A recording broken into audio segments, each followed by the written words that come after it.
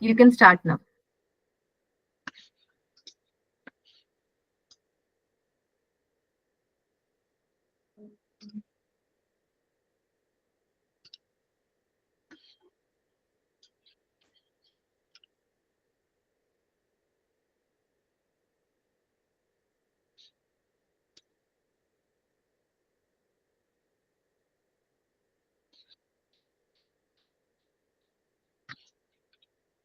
Okay, you see the presentation, right?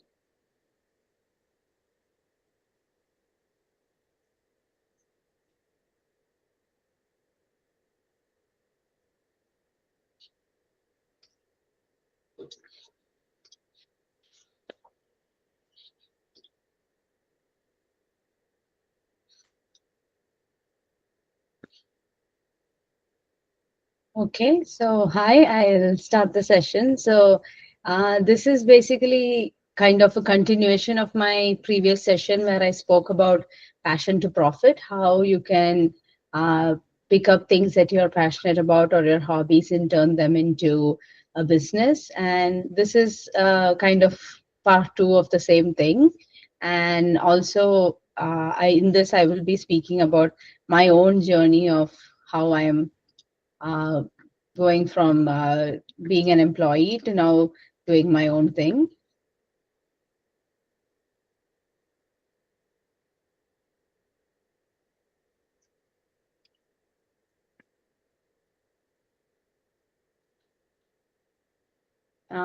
So mainly in this session, like I said, I will be going over my own journey of what I did or what I'm currently doing. Talk about how you identify the skills and then like changing your mindset, like your perspective for embracing like a consulting mindset, and then how you identify your niche segments.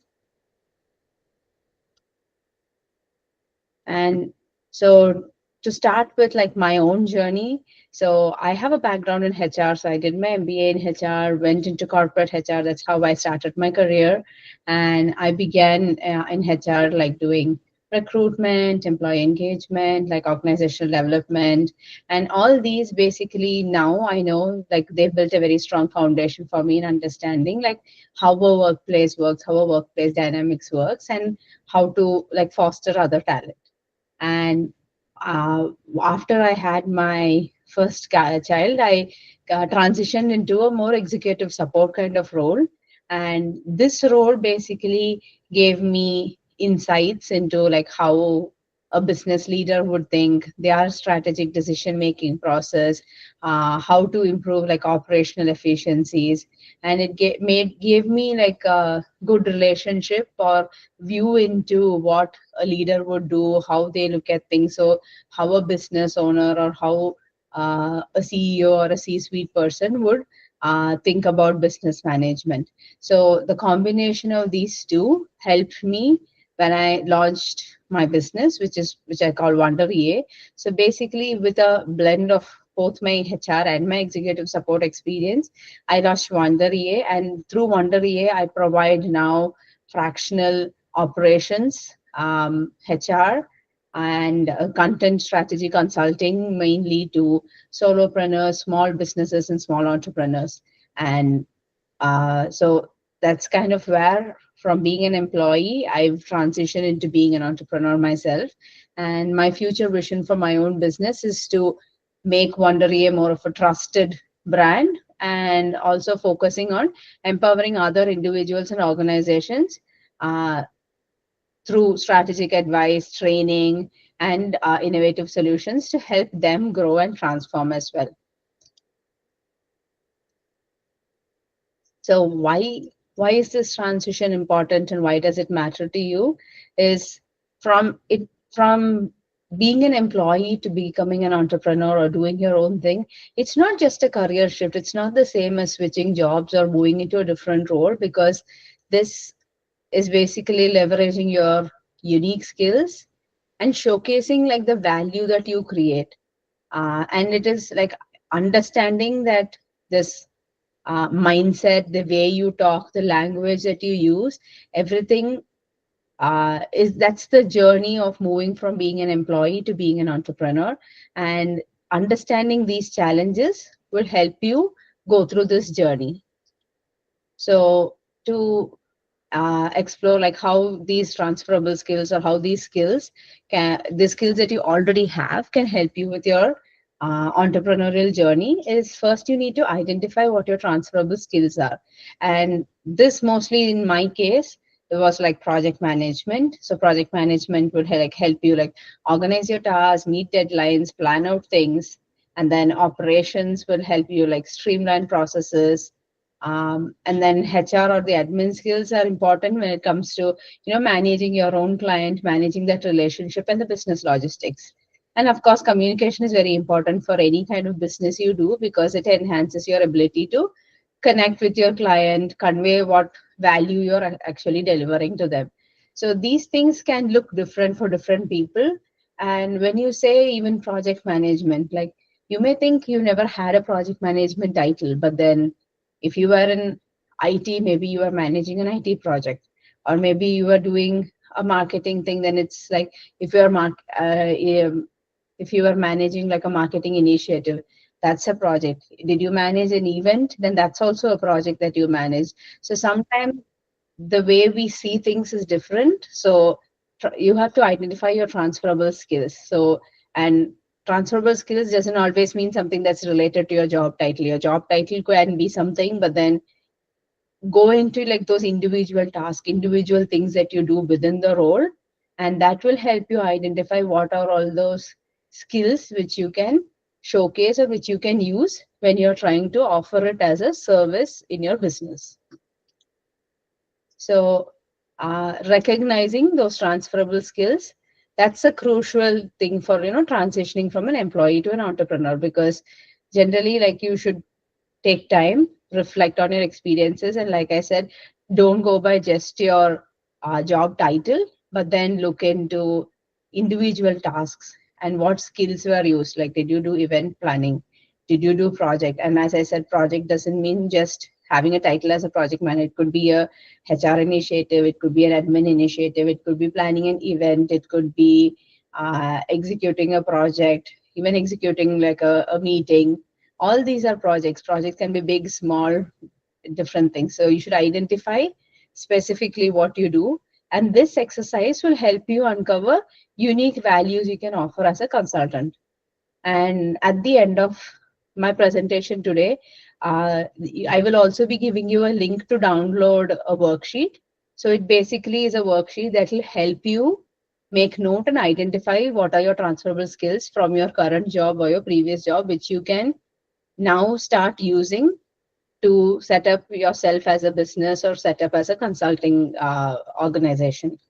So, and in terms of mindset shift, like I said, when you are moving from being an employee to a consultant, like your mindset also should change, because generally when we work as an employee in an organization, we are more, that particular task focused, or we stick to like what our job description says. And because we are seeking more structure, we're seeking more security, and that's okay when you're an employee.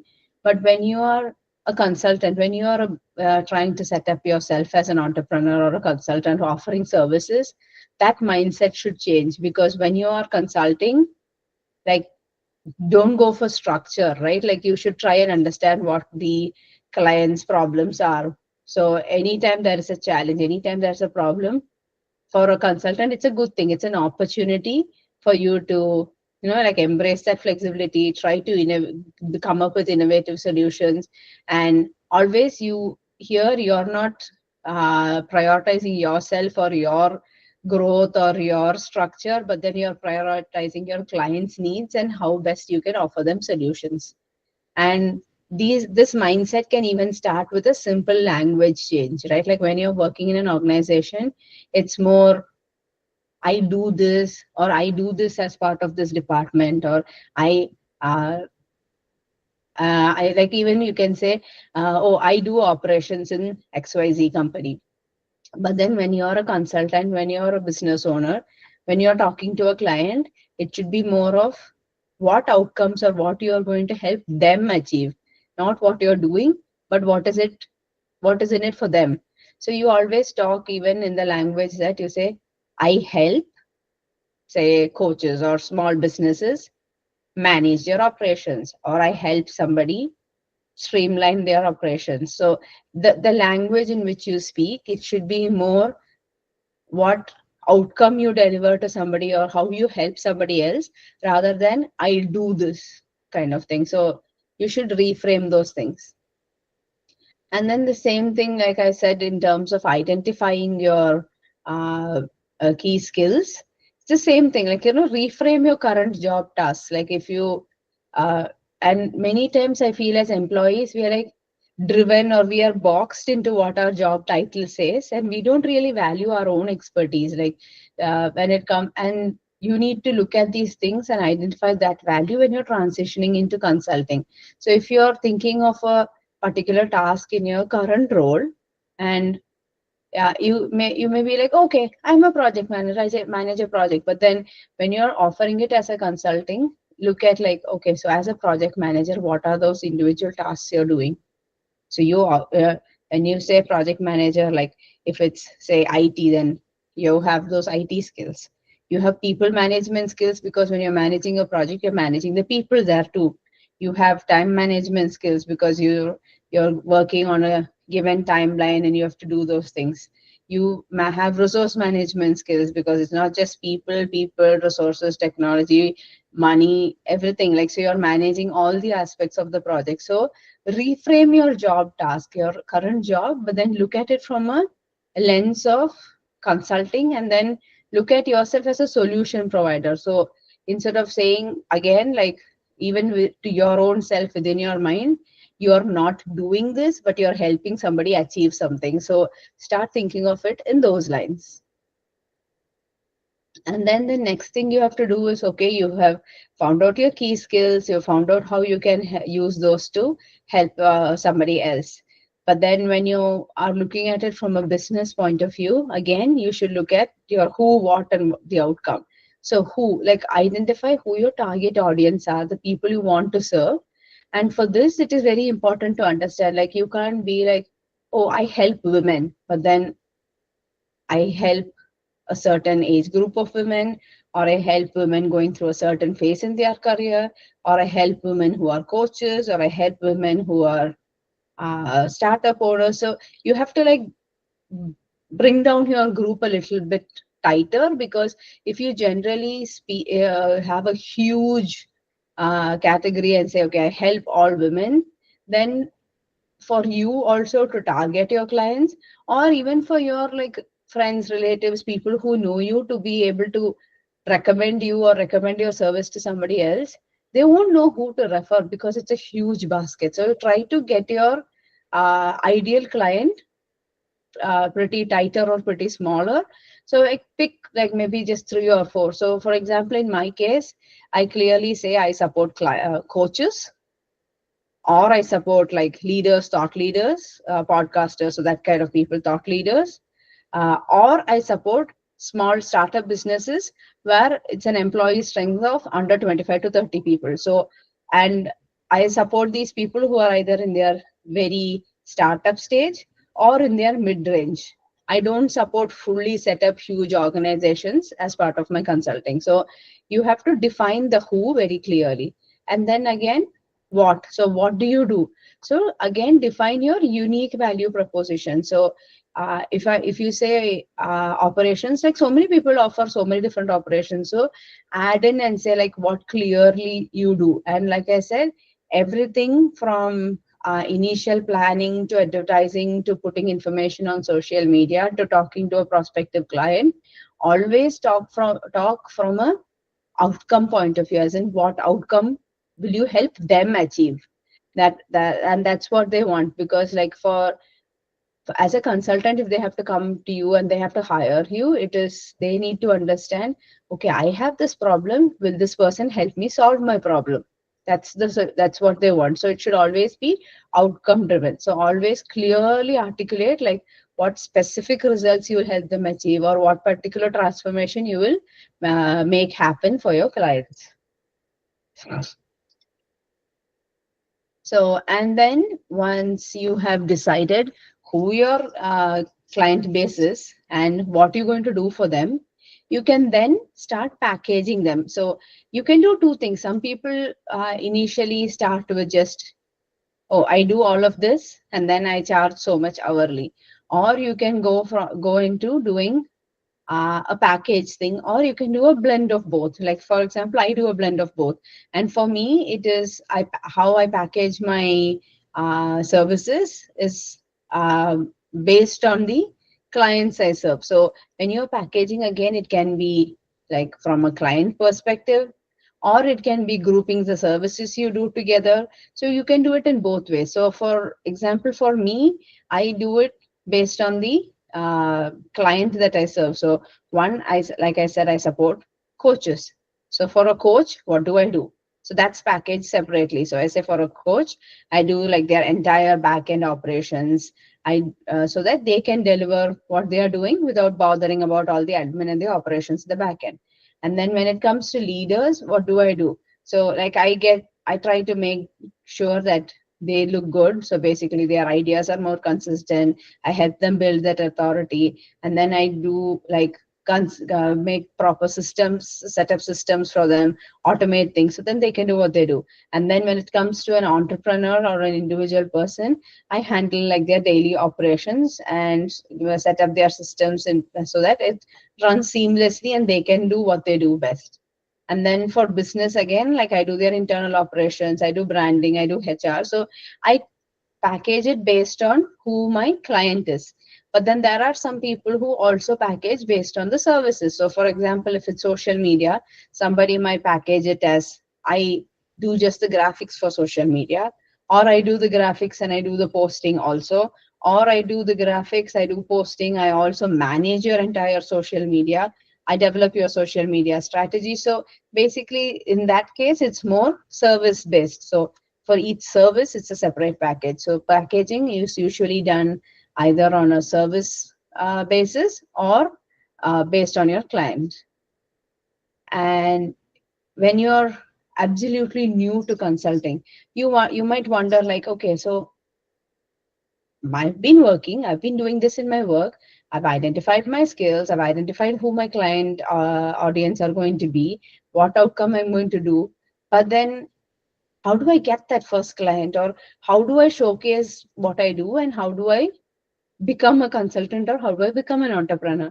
So one is highlight your roles. So showcase your diverse roles and experiences to build credibility, and then clearly outline your previous positions and your previous roles and responsibilities that you have done, but reframe it from a lens that it relates to your consulting services. So it establishes you like an expert or a leader in what you do in your field. And then the second thing you do is to gather testimonials. And your testimonials and recommendations can be from your previous manager, your previous colleague. So it doesn't have to be a testimonial that's related to your consulting, but these are testimonials for your skill. So collect positive feedback from your previous clients, your colleagues, your previous manager, and this reinforces your reputation. So testimonials are like proof, right? It's a social proof that, oh, this person can do this. This person, if I go to this person, she will do this for me or he will do this for me. So it builds that social proof, and it will help your potential client feel like, okay, this person is capable and I can value them and they will provide me the outcome I want. And then the third thing you do is you create case studies. So you create like stories, or it's more like storytelling. So you create stories based on your previous corporate experience. From corporate experience, pick a client or pick a project that you did really well and it was very successful and people gave you like raving reviews. People were so happy with you. Create this that like a case study. So tell them like, okay, so what was the problem in that situation? What exactly did you do? Like clearly explain the action that you took and the outcome. Like, and make all of this as much quantifiable as possible. So if you say, in my case, if there was an organization that did not have any proper systems in place, then the problem is not having systems in place, not having like forms or documents and things like that online. So action I took would be identifying that these things, there was a gap, that people were just sending emails or doing something. So then setting up a system, like setting up a HRIS or setting up like online forms or things like that. And so that will be the defined action that I did. And the outcome you should, I would say is, oh, by doing this, we achieved like say 50% increase in response time for things like this, or we saved 30 percentage of a approving leader's time because they didn't have to be approving through emails, but then had to just go and log into a system and they could see things clearly and on a dashboard and approve things.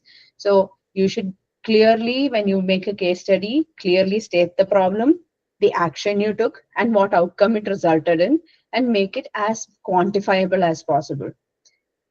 And so these things, so now you have clearly listed out your previous roles and experiences. You've gathered testimonials or recommendations based on those roles and responsibilities that you had. And then some of those roles and responsibilities from there, you've also created clear case studies and projects.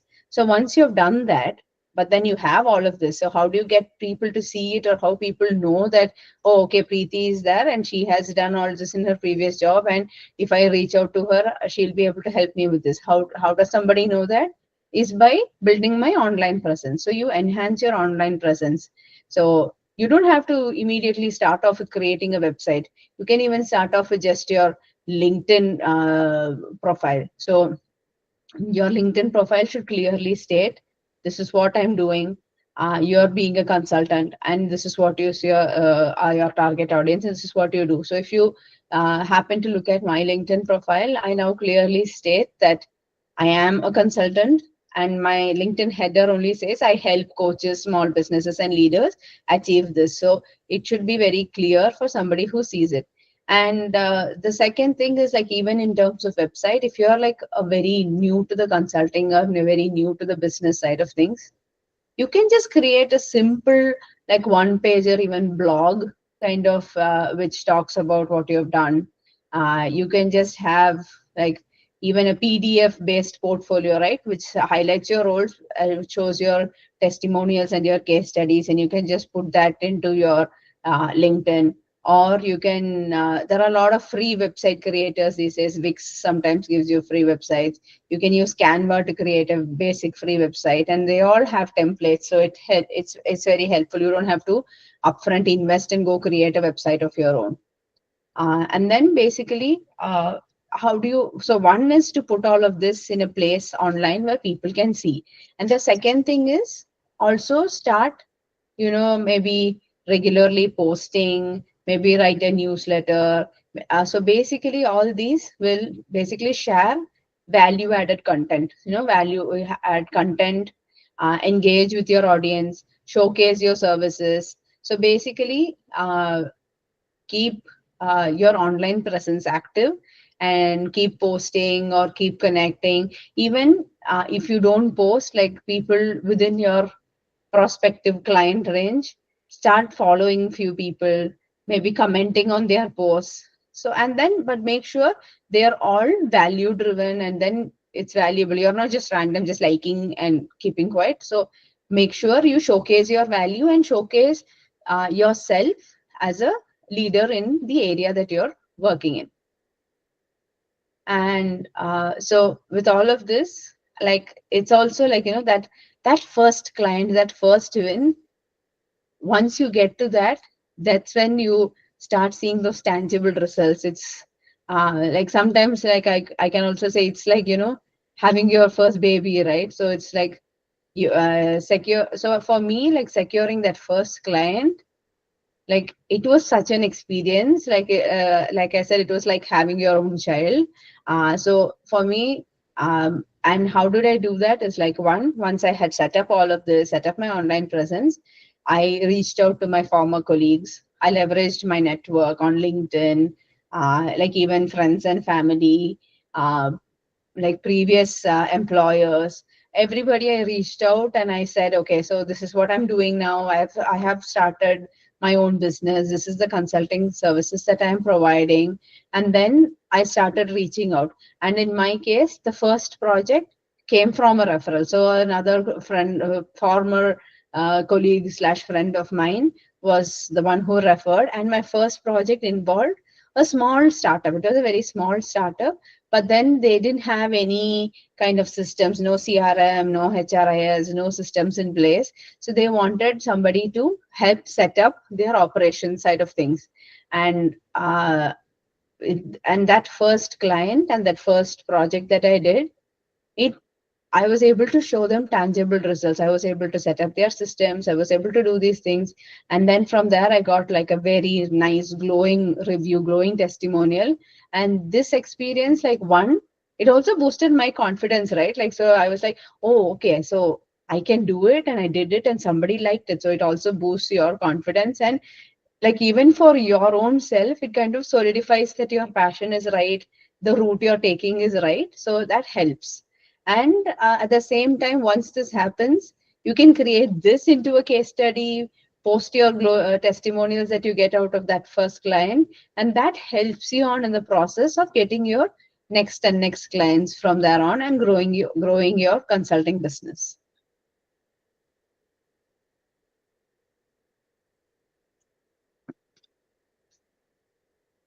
So kind of to summarize, so what the action plan is for your journey from employer to entrepreneur or setting up your own consulting business is identify your core skills, recognize the key skills that you possess from your earlier job experiences. And this can be project management, operations, marketing, communication, event planning, and if it's like IT, a particular software skill, creating dashboards, it can be anything. So look at your previous corporate jobs and then identify these skills. And these skills are what will form the foundation of your consulting or business services, as this is what will set you apart in the market. So clearly identifying these. And then the next one is to define your niche. So clarify the specific area that you want to focus on. Sometimes you could have done a lot of things, but then maybe like, okay, so these are the top 5, 6 things that are my core strengths or what I do best. So understand your target audience and how this skill or how what you're bringing will add unique value to them. So it should be outcome driven for your client, and this will help to position yourself effectively and attract the right kind of clients that you want. And then the next step is to outline your first step. So consider your immediate action, right? So when you start a consulting business, it's like think of what I'm going to do next. This can be initially networking, it can be building your online presence, or like if you are good at, or if you have support, then viewing your marketing strategy. So basically, take small actionable steps that will help you gain momentum and gain the confidence. Because suddenly, if you say, okay, today I want to start a consulting business, you're not going to get your client immediately. You need to build all of this, build the foundation, build the business, and then your client will find you and you can start doing your business. So same also is very important is to have a very supportive system. It can be surround yourself with like mentors or somebody who you can go and hash out your business ideas or marketing plans with. Have connect with other people who are already doing this and are successful. So in this, like, there is no it's not the sense of competition, but then it's like you can learn from each other. So so build a peer group, and then find resources that can help you. There are a lot of online resources that you can find information from. And then say if you're do your consulting or your area of work is going to be HR, then maybe find and join a HR networking group or join the HR association. So basically, have a connection or a network of people who are within the same sphere of work or who do the same kind of consulting. And then also basically share your experiences with each other so you gain insights, and then foster this collaboration that enhances your consulting business. And in my case, I have had a lot of clients also come from another consulting organization or another business or another person who does almost exactly what I do. But then they are at a point where that particular client is not maybe the industry they want to handle, or they don't have bandwidth to take on a new client. So when somebody comes to them like that, because we do the same thing but maybe slightly different or for a different industry, they would refer that person to me, or I would refer somebody to another person. So uh, instead of looking at it as competition, you should look at it as fostering a collaboration. So mostly that's all for now from me. So basically, to recap, the key concepts is one, identifying your skills, which is the main foundation, which is important for you to decide on what consulting, what business to go into. And then the mindset is crucial. So shifting from that employee thinking of I do this to an entrepreneurial or a consulting thinking of I help you achieve this or help you do this. And then finding your niche, and that will help you stand out and attract the right client. As I said, you can't have a huge a huge area saying I help all women, but to identify clearly what is your segment or who you want to help. And then also decide on how you want to package and how you want to price your service offering. And in all of this, like, that is one thing I kind of missed telling you so far, is also the legal side of things. So once you set up as a business, check in based on which country or which area you live in, like, should you register yourself as a business, then find out and then register yourself as a business.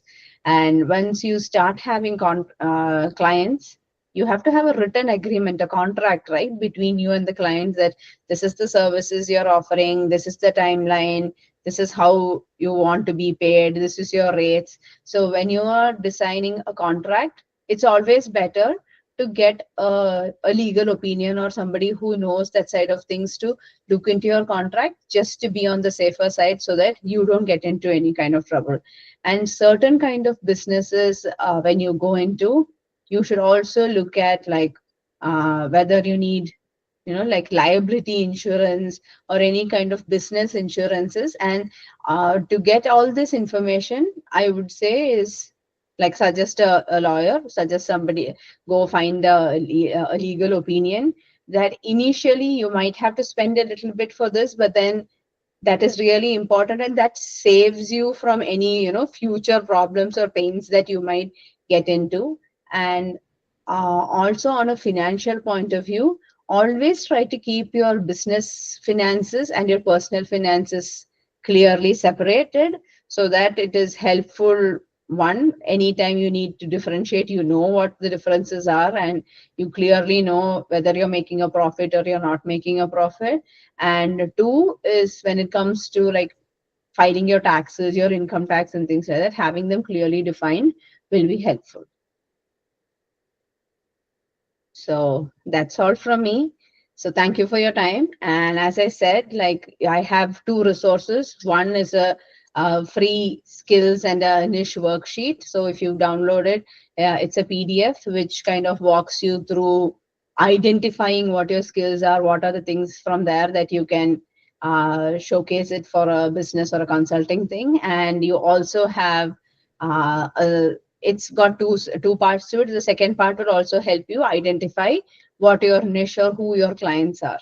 And if you already have a consulting or already are on the line of doing your business, or once you've done your worksheet and you think you need a little more better understanding in terms of, like, the kind of support you need or the kind of systems you need to set up a business and to scale successfully, then I have a book which is called the EASE equation, which talks about, well, basically it's the EASE equation: systems plus support equal to sustainable success. So it talks about identifying the support you need, the kind of systems you have to have in place to have a successful and scalable business. So if you're interested, the second QR code will take you to the ebook that you can find on Amazon, the EASE equation, if you need to dive a little deeper into setting up a business. So that's all from me for now.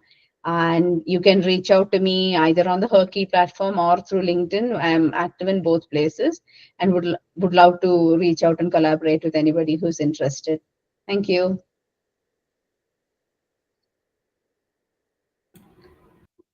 Thank you, Preeti.